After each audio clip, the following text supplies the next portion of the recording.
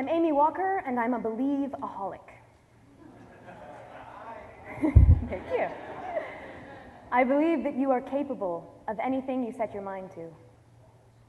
When people ask me to teach them a new skill, they're really asking for me to believe that they're capable of it. They want to do it, they just don't quite think that they can yet. And so I show them, over and over, that it is possible.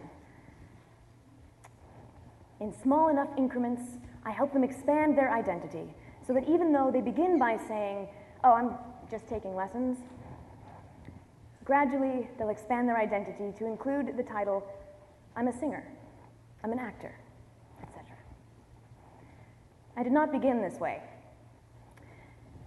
At the tender age of 14, I was your above-average student with below-average confidence.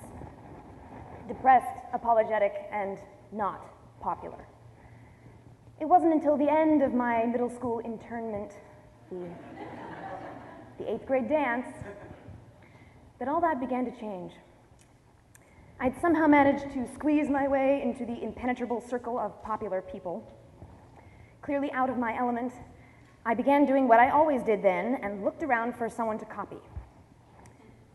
But as I perused all of those faces with too much dark lip liner, I noticed that these popular people who always know what they're doing, right, were looking around for someone else to follow. So I just closed my eyes and said to myself, "Amy Frances Walker, it doesn't matter what they think. Music is in your blood. You've been singing since the high chair. Surely you can dance. You just don't realize it yet. So you reach into your heart and you feel the pulse of that music and let it carry your body into the dance."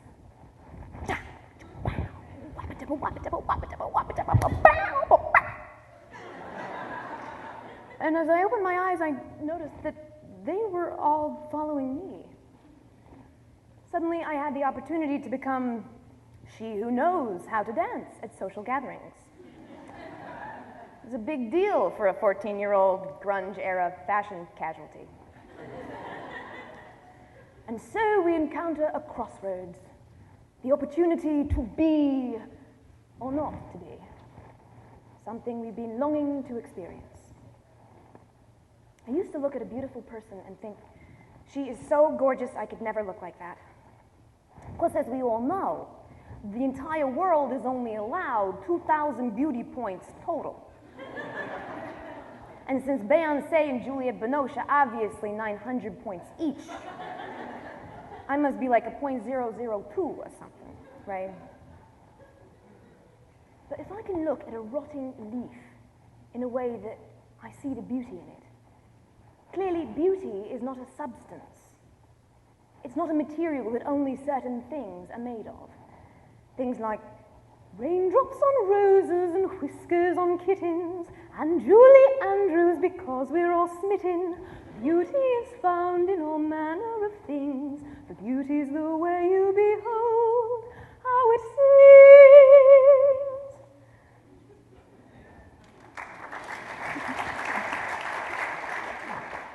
I began to practice seeing the abundance of beauty around me.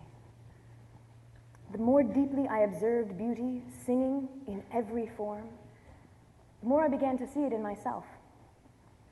I started rewriting a bunch of old labels I'd been carrying for a long time. Not thin enough, not pretty enough, not talented enough, not good enough. It's a challenge to break old judgment patterns you've been identifying with for so long, often without even being aware of them.